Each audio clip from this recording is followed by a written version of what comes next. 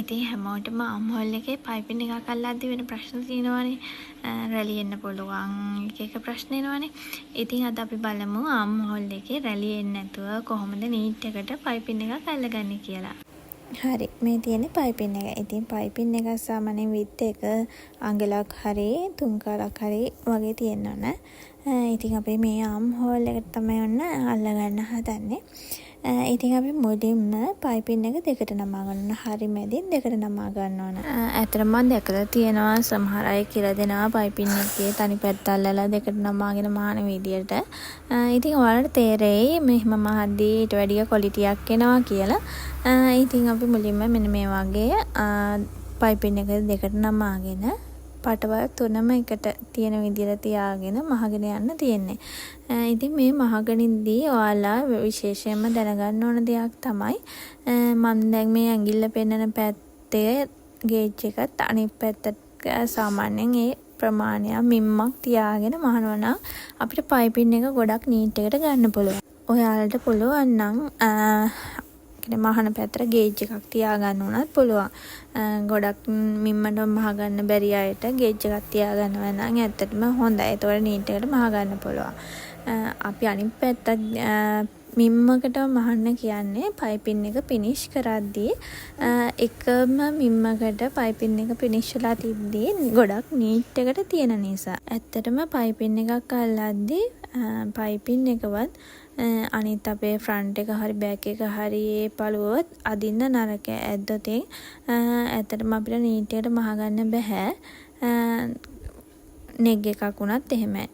සාමාන්‍යයෙන් කරකට අල්ලද්දී ගොඩක් අයට තියෙන ප්‍රශ්න තමයි රැලි එන ප්‍රශ්නේ. ඉතින් අපි දැන් පයිපින් එක අල්ලගත්තා. ඊට පස්සේ මෙන්න මේ පෙන්නන හරියේ කර්ව් එකක් තියෙනවානේ. ඉතින් ඒ කර්ව් තියෙන තැන් වල අපි කට් දා ගන්න ඕන. සාමාන්‍යයෙන් අඟල දුරින් හරි අඟල් භාගෙ දුරින් ඒ වගේ සාමාන්‍ය දුරකින් අපි කට් දා ගන්න වැඩිය හොඳයි අඟලෙන් අඟල කට් දා ගන්නවා නම්. ඊට දුරින් දැම්මතින් අපිට ඒ කර්ව් එකේදී ලස්සනට ෆිනිෂින් එක ගන්න අමාරුයි. ඉතින් මේ වගේ කර්ව් තියෙන දැන් ආම් හෝල් එකේ ෆ්‍රන්ට් එකේ බෑක් එකේ දෙපැත්තෙම කර්ව් හරියේ අපි අඟලින් අඟල දුරින් මෙන්න මේ විදිහට කට් එක දා ගන්න ඕන. අපි කරට ඇල්ලුවත් ඒ වගේ තමයි. කරේත් අපි කර්ව් එකට මේ වගේ කට් දා ගන්න ඕනේ. ඒතකොට තමයි පයිපින් එක ෆිනිෂින් එකට ගන්න පුළුවන්.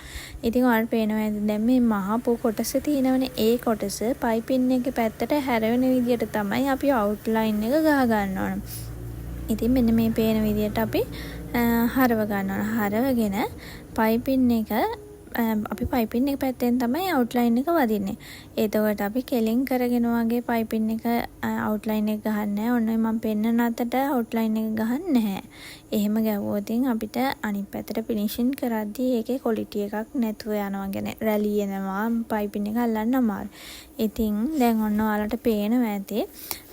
මෙන්න මේ විදිහට තමයි අල්ල ගන්න ඕන. අපි අනිත් පැත්තට කර්ව් එකක් හැදෙන විදිහට තමයි කර්ව් හැඩයට පයිපින් එකේ අවුට්ලයින් එක ගහ ගන්නවා. ඒ අවුට්ලයින් එක සාමාන්‍යයෙන් මිමි එකක වගේ ප්‍රමාණයකට තමයි අපි අවුට්ලයින් එක ගහ ගන්න ඕන. ඔයාලට පේනවා ඇති මේ පුට් එකේ යන ආකාරය, පුට් එකේ යන සීමාව ඔයාලට පේනවා ඇති. ඒ විදිහට තමයි අපි අවුට්ලයින් එක ගහ ගන්න ඕන.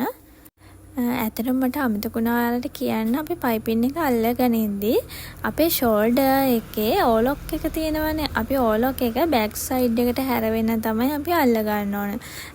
ෆ්‍රන්ට් එකට නෙමෙයි බෑක් සයිඩ් එකට හැරවෙන්න තමයි පයිපින් එක අල්ල ගන්න ඕන.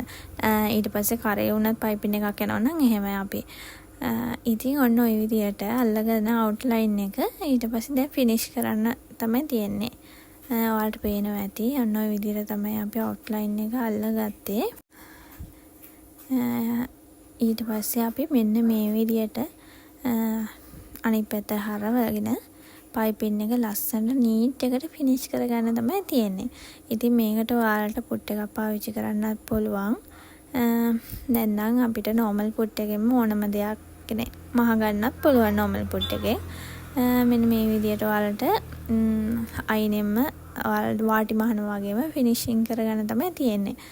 ඉතින් ඔයාලට පේනවා ඇති ඕලොක් එක බෑක් සයිඩ් එකට හැරවිලා තියෙනවා. ඒක තමයි ක්වොලිටියට මහන්න ඕන බෑක් සයිඩ් එකට සීම් හැරවෙන විදිහට තමයි ඇත්තටම ගවුමක මහන්න ඕන. ඉතින් ඔන්න ඔය විදියට වහගත්තාම අපි වැඩි කොටස කපලා දාන්න ඕන. ඔයාලට ඔන්න දැන් පේනවා ඇති පයිපින් එක මැහුවාම කොහොමද කියලා දැක්කනේ.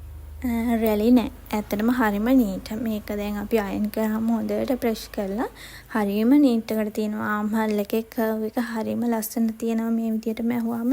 ඔයාලට දැනටත් පේනවා ඇති හරිම ලස්සනට කර්ව් එක තියෙනවා. කර්ව් එකේ ඉස්සිලා එහෙම පේන්නේ නැහැ. එතකොට අතු පැත්තෙන් අල්ලපු පයිපින් එකවත් ඔයාලට පේන්නේ නැහැ. හොඳට බලන්න.